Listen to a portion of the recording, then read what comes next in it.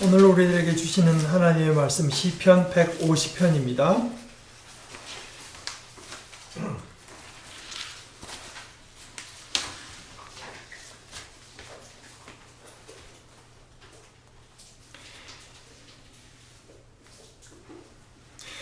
할렐루야, 주님의 성소에서 하나님을 찬양하여라. 하늘 웅장한 창공에서 찬양하여라. 주님이 위대한 일을 하셨으니 주님을 찬양하여라. 주님은 더없이 위대하시니 주님을 찬양하여라. 나팔 소리를 울리면서 주님을 찬양하고 검은고와 수금을 타면서 주님을 찬양하여라.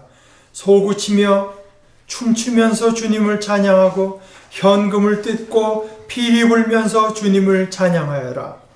오묘한 소리 나는 재금을 치면서 주님을 찬양하고 큰 소리 나는 재금을 치면서 주님을 찬양하여라. 숨 쉬는 사람마다 주님을 찬양하여라. 할렐루야. 아멘. 하나님의 말씀입니다. 하나님 감사합니다. 우리가 시편을 읽어가면서 봤듯이 시편은 5권으로 되어 있습니다. 그래서 이제 마지막 제5권, 이 107편에서부터 150편으로 마치는데요. 우리가 일단 공부 시간에 나눌 107편은 하나님께 드리는 감사를 노래하고, 지금 이제 나누려고 하는 150편은 찬양을 주제로 삼고 있습니다. 사실 이게 이제 우리가 보기에는 할렐루야만 돼 있고, 다른 데는 우리말로 번역을 해서 여러분들이 알기가 어렵지만, 할렐, 찬양한다는 거고, 루는 너희는, 그 다음에 야는 하나님, 야훼 할 때 그 야입니다. 너희는 하나님을 찬양하라, 이렇게 되어 있는데, 이게 사실은 원어로 보게 되면은 할렐루야, 그 다음에 할렐루엘, 엘은 이제 하나님 엘로힘 하는 하나 엘로힘, 할렐루야, 할렐루엘, 그 다음에 할렐루후, 후는 힘, 그를 찬양하라. 여기 이제 다 그렇게 되어 있습니다. 할렐루야, 할렐루엘, 할렐루후, 할렐루후, 할렐루후, 할렐루후 하면서 한 10번 정도가 계속 이제 반복이 되고, 맨 끝에 할렐루야 이렇게 마치게 되는 것입니다. 사실은 이게 이제 150편뿐 아니라 앞에 1, 2, 3, 4권이 끝날 때도 맨 마지막 시는 그렇게 하나님을 찬양하는 시로 이제 끝나도록 배치가 되어 있습니다. 1권이 끝나는 41편 13절에는 이스라엘의 하나님이신 주님 찬양을 받으십시오. 영원에서 영원까지 찬양을 받으십시오. 아멘, 아멘. 또 2권이 끝나는 72편 18편에서 19절은 홀로 놀라운 일을 하시는 분 이스라엘의 하나님 주 하나님을 찬양합니다. 영광스러운 그 이름을 영원토록 찬송합니다. 그 영광을 온 땅에 가득 채워주십시오. 아멘, 아멘. 3권이 끝나는 89편 52절에는 주님 영원토록 찬송을 받으십시오. 아멘, 아멘. 그리고 4권을 마치는 106편 48절에는 아멘, 할렐루야. 그러다가 이제 시편 전체를 맺는 제5권에 가서는 아예 마지막 146, 7, 8, 9, 150편 이 5편 마지막 5편의 시가 모두 오늘 150편처럼 할렐루야로 시작해서 할렐루야로 끝나는 찬양 할렐시라고 하는 찬양시로서 제5권뿐만 아니라 시편 전체의 어떤 그 송영의 역할을 하게 됩니다. 근데 여러분 우리가 시편을 시작할 때 어떻게 시작했는지 기억하죠? 시편 1편 복 있는 사람은 이렇게 시작하지 않습니까? 복 있는 사람은 어떤 사람이냐? 악인의 꾀를 따르지 않는 사람, 죄인의 길에 서지 않는 사람, 오만한 자리에 앉지 않는 사람, 오직 주님의 가르침, 주님의 말씀, 주님의 율법을 즐거워하면서 밤낮으로 그 하나님의 율법을 묵상하는 사람이라고 말하면서 시작합니다. 그러면서 지속된 이 150편의 시편을 보게 되면 뭐 개인으로든지 또는 어떤 그 민족적으로든지 어려움에 처했을 때, 전쟁을 겪을 때, 뭐 원수 때문에 지금 생명이 위험해졌을 때, 억울한 일을 당했을 때, 회복할 수 없는 질병에 걸렸을 때, 이 어려움에 처했을 때 부르던 탄원시도 있고, 또 그런가 하면 반대로 개인이나 민족으로서 그런 상황에서 구원의 은혜를 입고서 부르던 감사의 시도 있습니다. 그런가 하면 하나님께서 다스리는 것이 얼마나 아름다운 일인가를 말을 하는 하나님의 왕권을 찬양하는 시도 있었고, 또 우리가 살아가는 이 사회의 질서를 위해서 하나님께서 세워주신 임금을 위한 시도 있었습니다. 하나님께서 계신 예루살렘 그 성전의 영광을 찬송하는 시도 있었고, 그것을 순례하면서 또는 그곳에서 하나님 앞에 예배 드릴 때 불렀으리라고 짐작되는 시들도 있었습니다. 이거는 물론 2000년도 훨씬 넘은 이스라엘 지역에서 생겨난 시들이지만, 진짜 어떤 상황에서 그 시들을 우리가 만들고 읊었느냐 하는 것이 소위 삶의 자리라고 하는데, 삶의 자리는 우리보다 많이 떨어져 있을지 몰라도 실제로 이것들이 모두 우리 삶에도, 우리 자신의 삶에도 그대로 해당합니다. 우리의 삶에도 물론 예배가 있죠. 또 정치가 있고, 또 감사가 있고, 무엇보다도 고통이 있습니다. 그때마다 우리가 드릴 기도가 있고, 또 그런 상황, 각각의 상황에서 우리가 기억하고 되새겨야 할 것들이 있습니다. 걱정과 괴로움과 억울함과 슬픔과 아픔에 잠을 이루지 못하고 울 때가 있습니다.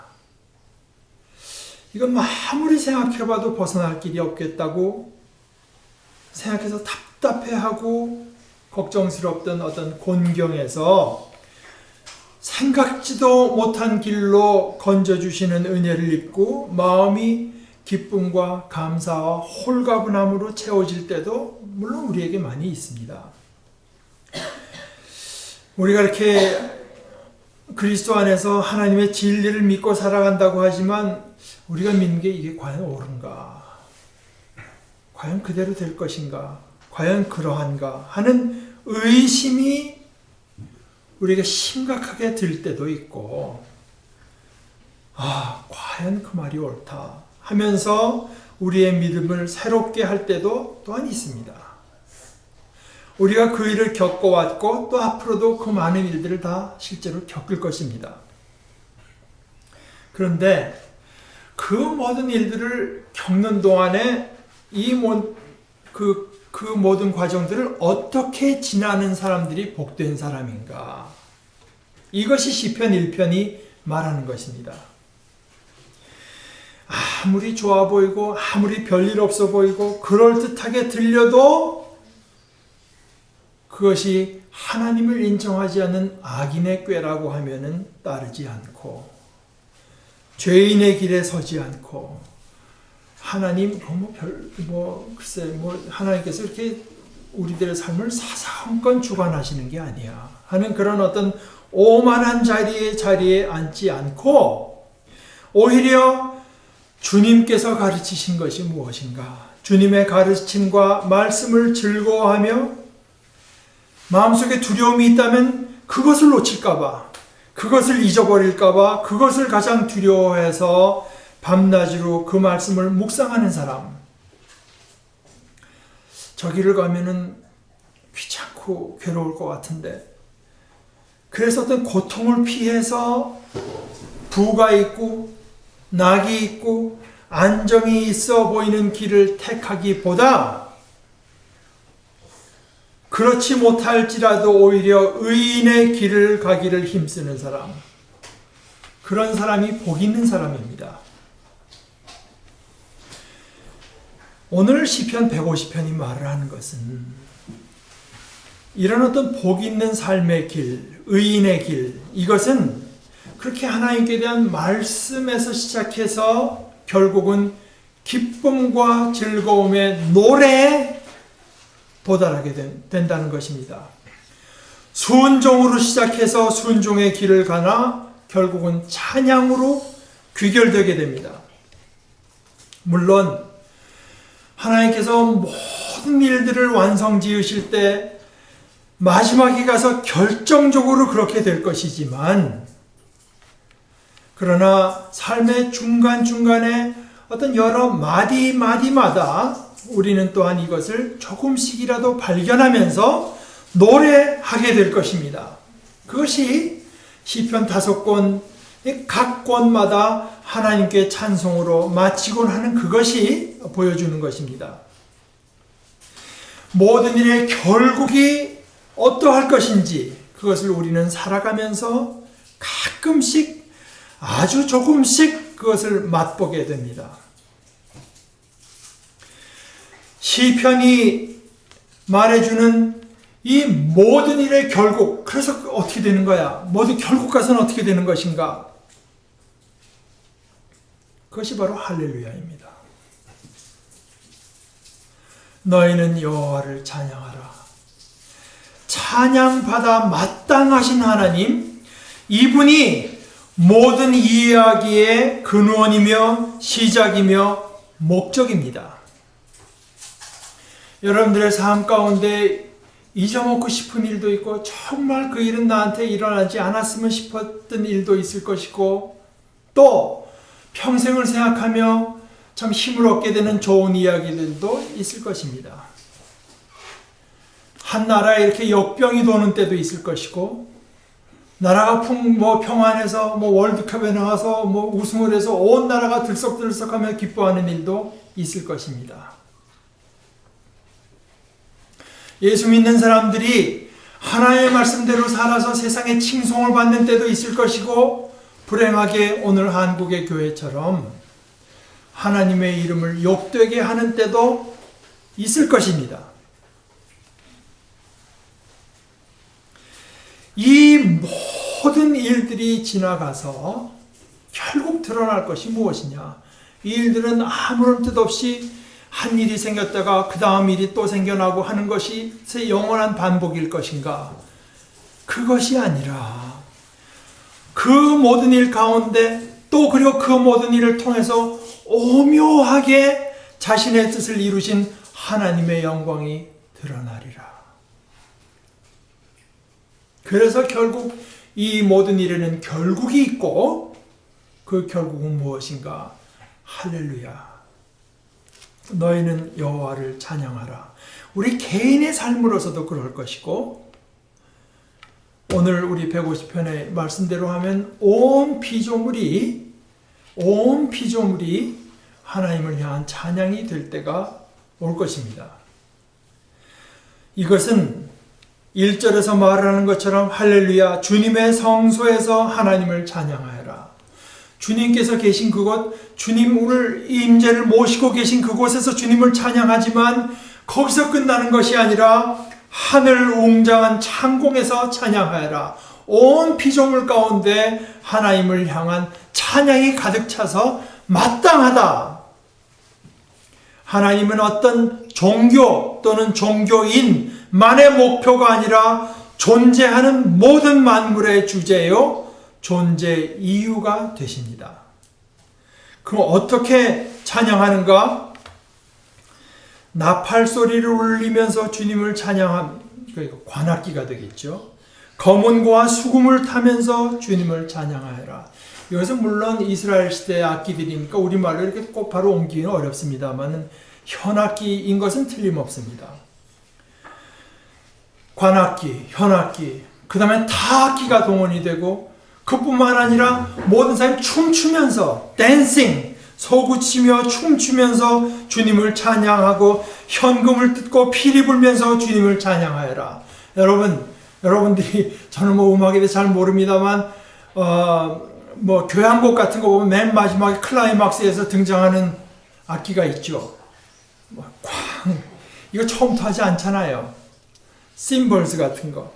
오묘한 소리는 재금도 아닙니다만 하여간 대개 영어로 번역하면 심벌스라고 하는데, 이거는 오묘한 소리 난다고 했지만은 잘 모릅니다. 아마 번역 그 학자들의 생각으로는 심벌스를 연주하는 두 가지 방식이 있어서 그냥 부비면서 하다가 또 쾅 소리를 내면서, 그래서 두 가지 아마 연주 기법을 말한 것 같다고 생각하는데, 오묘한 소리 나는 세금을 치면서 주님을 찬양하고 큰 소리 나는 재금을 치면서 주님을 찬양하여라. 물론 그 악보와 음악 소리를 우리가 알 수 없지만 시열의 배열을 가지고 음악이 어떤 클라이막스로 가는 것을 우리에게 묘사하고 있습니다. 무엇을 찬양하는가? 찬양하는 이유는 뭐냐? 2절에 보게 되면 주님께서 위대한 일을 하셨으니 주님을 찬양하여라. 그러니까 우리가 주님을 찬양하려면 주님께서 하신 위대한 일이 무엇인가를 깊이 생각해 보아야 됩니다. 물론 칼빈의 말대로 우리가 결코 주님께서 얼마나 위대한 일을 하셨는지 다 알 도리는 없지요. 그러나 조금 하나님께서 하신 그 놀라운 일들 가운데 조금을 우리가 이해하고 맛봐도 그것은 우리 자신을 깊이 해서 바꿔놓을 것입니다. 그런데 위대한 일을 하신 하나님, 그 하나님께서 하신 위대한 일은 또 하나님이 얼마나 위대한 분이신가를 드러내죠. 그래서 하나님께서 하신 일을 가지고 생각하면서 하나님은 얼마나 크신 분이신가, 무엇까지 그분의 역사에 동원되며 순종하게 되는가, 하나님은 얼마나 많이 우리의 미련함과 죄악됨을 참아내시는 분이신가, 얼마나 선하신 분이신가. 주님은 더없이 위대하시니 주님을 찬양하여라. 하나님께서 하신 일과 하나님께서 하나님 되신 것, 그것이 우리 찬양의 주제입니다.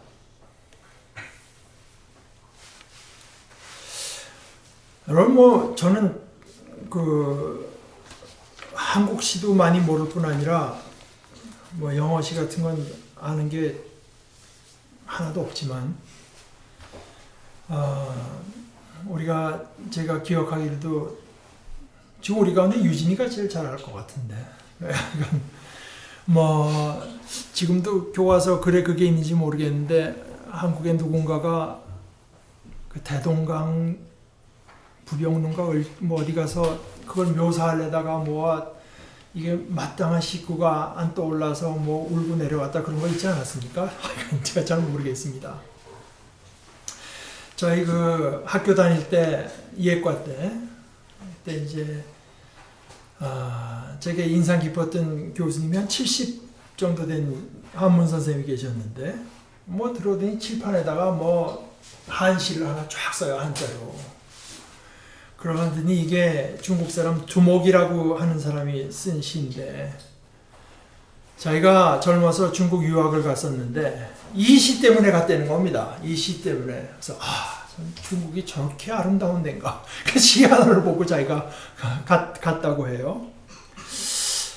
여러분, 그게 경치가 아름다우면 그 아름다운 것을 보고 참 즐거워하고 감격해하고 기뻐했으면 됐지. 그걸 왜 우리 머리를 괴롭혀가면서 굳이 시를 써야 됩니까? 그거 책으로 팔으려고 쓴 것도 아닐 거고, 한다고 해서 달라지는 거 하나도 없잖아요. 본인만 괴롭지. 시가 안 떠오른다고 우는 사람도 있었다니까. 시뿐입니까? 어떤 재능이 있는 사람은 보게 되면 그냥 무거운 걸 들고 올라와서 또 굳이 그림을 그린단 말입니다. 또 비싼 카메라를 사가지고 가서 사진을 찍으려고도 하고, 또 영감을 받은 대로 음악을 만드는 사람도 있습니다. 왜 그렇게 하나요? 왜? 뭐 때문에?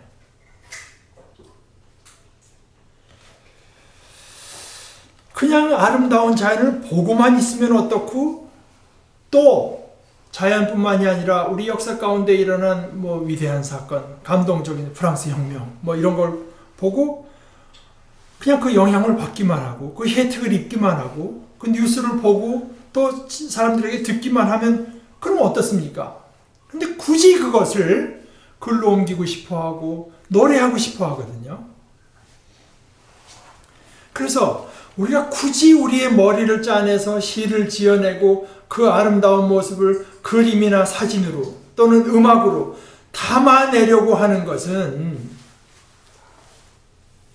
그 대상이 우리들에게 주는 즐거움과 기쁨 외에 그것을 그런 식으로 시를 노래하고 시를 읽고 그림으로 그려내고 음악으로 노래하는 그런 식으로 나름대로 찬양하는 것인데요. 찬양하는 그 자체가 또한 우리 자신의 기쁨이 되기 때문 아니겠습니까? 그 기쁘지 않은데 뭐하러 그 고생을 하겠습니까? 아름답고 위대한 대상과 그런 대상을 향한 우리의 찬양이 이게 올바로 상응할 때 우리의 기쁨은 더욱 더 풍성해집니다.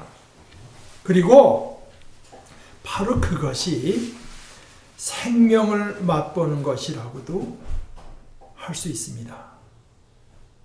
그리고 우리가 그렇게 해서 누리는 기쁨과 우리가 그렇게 해서 맛보는 생명 또한 우리는 나누려고 하잖아요. 그것은 나눌 때 우리가 누리는 기쁨과 생명이 온전해집니다.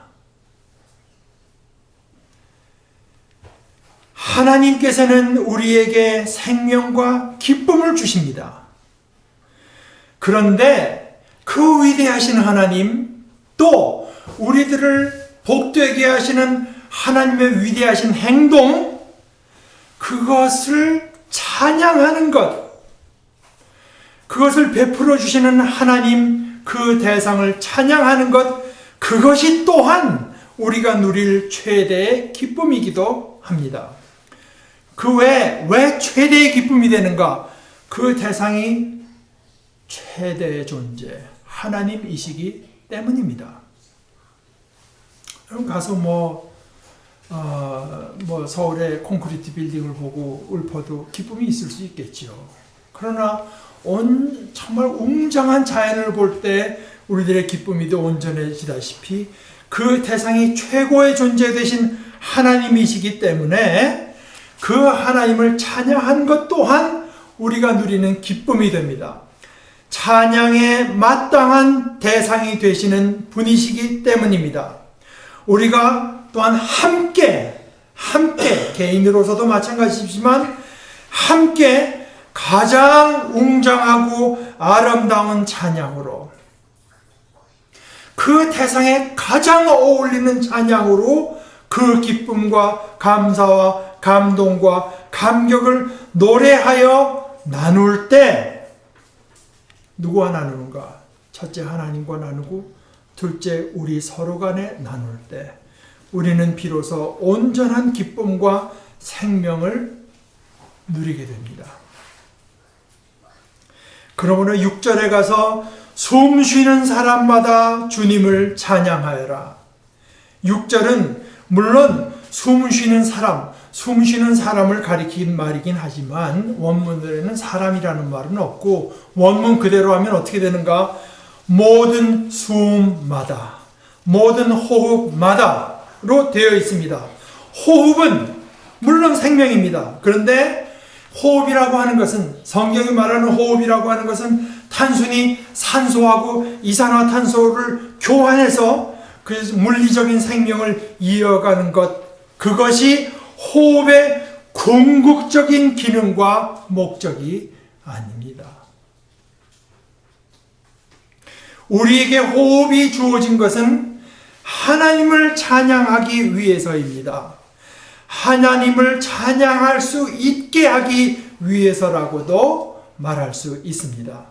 이 찬양, 하나님께서 하시는 위대한 일과 하나님의 하나님 되심을 노래하는 그 찬양은 우리가 누리는 생명을 진짜 생명이 되도록 합니다. 우리를 우리 자신이 되게 하는 것입니다. 하나님께서 하나님이시기 때문에, 하나님께서 위대하신 하나님 되시기 때문에 우리는 우리가 될 수 있습니다.